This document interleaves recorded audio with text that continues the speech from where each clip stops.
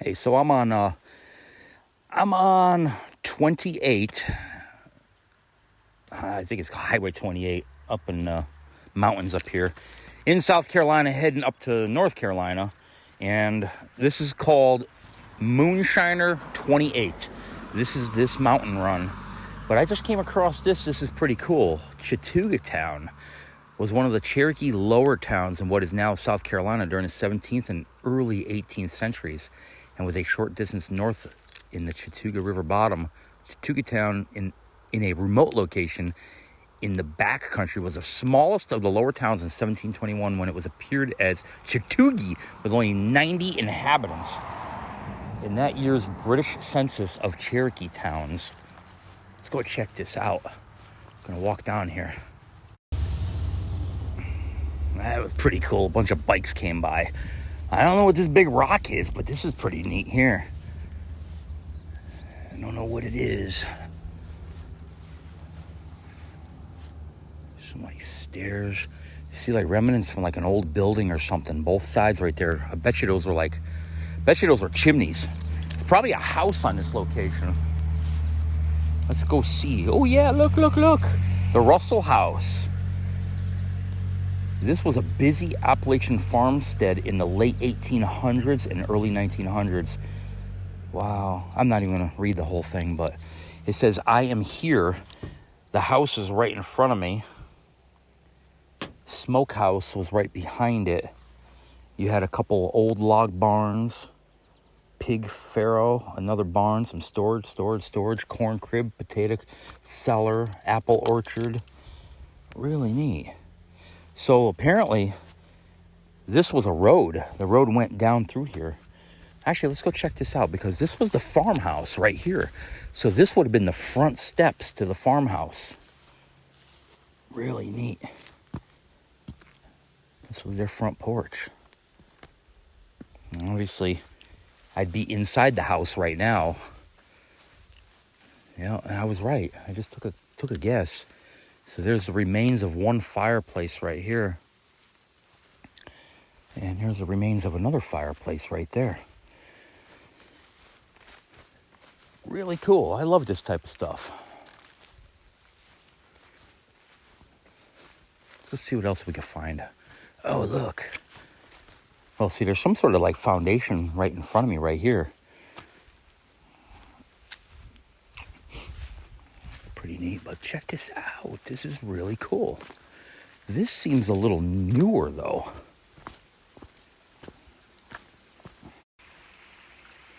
All right, I'm back. I had to switch thumbs here. This is really cool. There's a little bridge. There's a little creek in the middle of nowhere. Oh, I love this stuff. This is so peaceful around here. I wish I had more people to enjoy this with. I don't know what this is, but this is really neat. Look, this is a freaking stream. It's a stream right here with a building. Let's go see what this is. It's like a natural spring house. Whoa, check this out.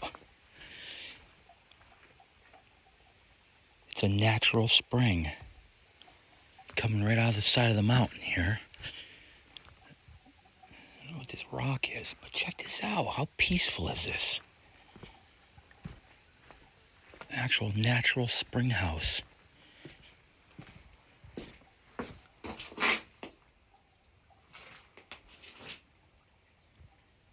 This is too cool.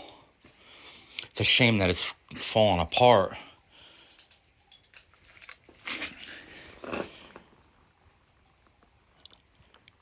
Really, really neat.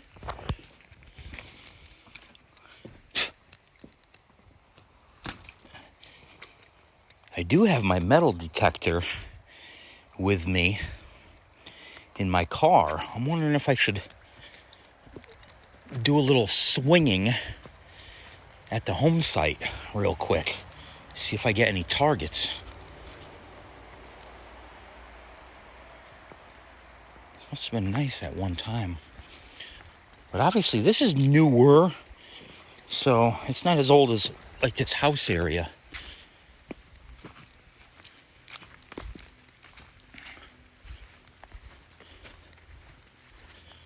go check out the barns. I'll meet you there.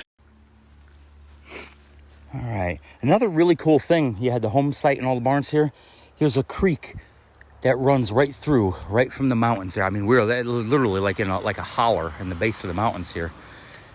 But the sign said, it said children, back in the 1800s, you could hear children laughing and playing in the creek.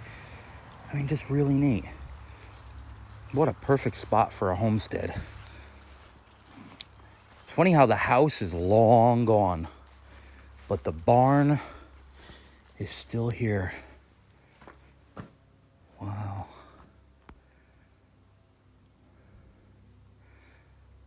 I don't know how old that roof is. I mean, the roof may not be as old.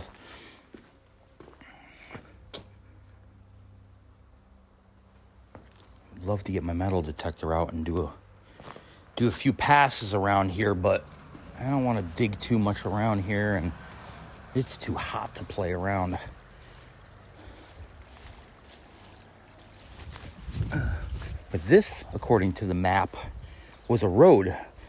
It was probably, big enough for like a horse and buggy, and it went all the way down, and it pinpointed all the different buildings and what they were. Obviously, I forgot, but if you guys see the beginning of the video, you might remember more than I would. I gotta be careful because there's a lot of bees and stuff.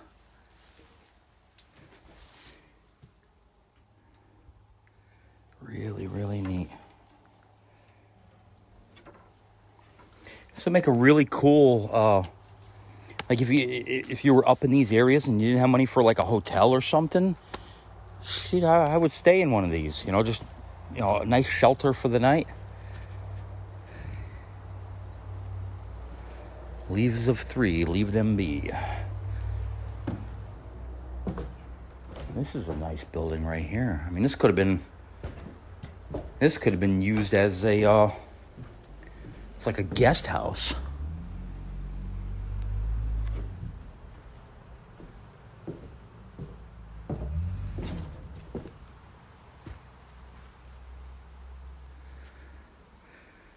I hear a Dodge Cummins diesel up there somewhere.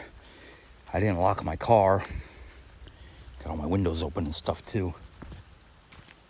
But I'm just going to walk down a little bit more. But this is what today is all about.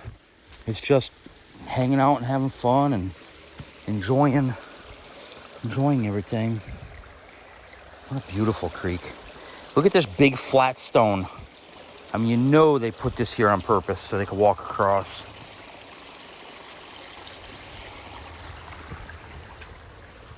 But there's another building right here. Obviously, this one's in really rough shape. This one collapsed. Kind of a shame. And the road kind of like forks off over here, but let's go check out this barn. Wow. Really neat.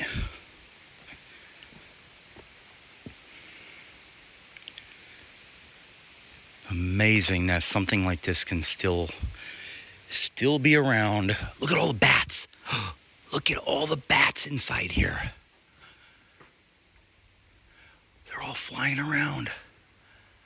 Look at them all. Oh, that's really cool. I could see when he landed, definitely a bat. Where is he? How cool is that? Freaking barn loaded with bats. Oh my God, they are so cute. He's looking this way.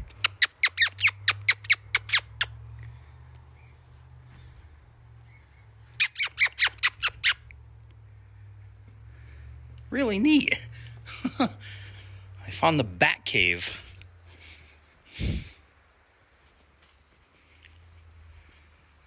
All right, well, I don't want to go too far. I'm going to check out this last building here, but I love the way they got them lined up here. And they said there was an orchard. They said there was an orchard here on the left, and obviously you can see that clearing right there. And check it out. I mean, the old roadway, perfectly visible. Oh, I'll guarantee, and I'm not going to walk in there, the ticks and bugs and everything, they don't keep up on the grounds over here too much, but I'll guarantee there's some old apple trees or peach trees or something out there that are still giving. Really cool. Check out this one right here. This one's actually built into the side of the hill. Really neat. This one I think was the corn crib or something. But look at those big sticks. You see those big sticks? Those are actually birds that are building that. Can you imagine the size of the birds that are building that big nest right there? I'm not going to walk inside. Too close quarters for to be inside there with them big sticks and the bats and stuff. But anyway, I'm going to walk back on out. I'll see you at the front. Actually, I'm coming on a little bit earlier. I was just thinking something. I mean, can you imagine if this place was ever for sale, to get it, clean this all out and have the orchard all set up and just live out here? It's just so peaceful. It's one of those things where, I live paycheck to paycheck and don't really have much money to do a lot of things, but I wish I could win the lottery or something to get and preserve something like this. I mean, I think that would be just so cool. So peaceful. I mean, I wish you guys can hear this. I mean, there's just nothing. All you hear is the wind blowing a little bit, and you hear water running. You hear water from the little creeks and stuff.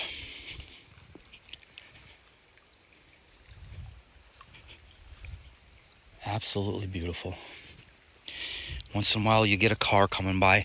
But if you guys seen where I am, I'm on the South Carolina, North Carolina border. I'm really in the middle of nowhere. Can you imagine what this place looked like in the 1800s? Even more desolate, with no cars going by. That road right there would have been probably just a little dirt road. Once in a while I get a horse and buggy coming through. But you know what? I'm actually, since you guys watched the video, I'm going to read this for you guys. Hope you don't get bored with it. Let me make sure it's recording here. Russell House. Obviously, we walked through what would have been the front door.